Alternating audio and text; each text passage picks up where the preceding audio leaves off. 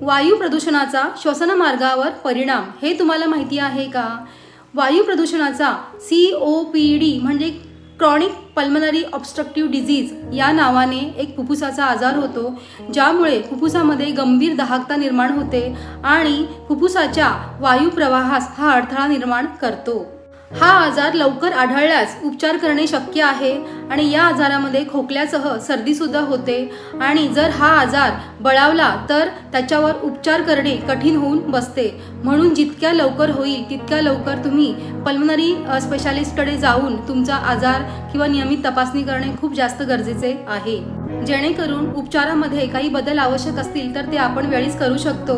आणि COPD या आजारामध्ये आपल्याला श्वासोच्छवास करण्यास अडथळे निर्माण होतात आणि सकाळी आणि संध्याकाळी वायू प्रदूषणाची पातळी जास्त असते। अशा वेळेस बाहेर जाणे टाळावे किंवा अगदीच आवश्यक असेल तर मास्क लावून जावे आणि जीवनशैलीमध्ये थोडेफार बदल करावेत।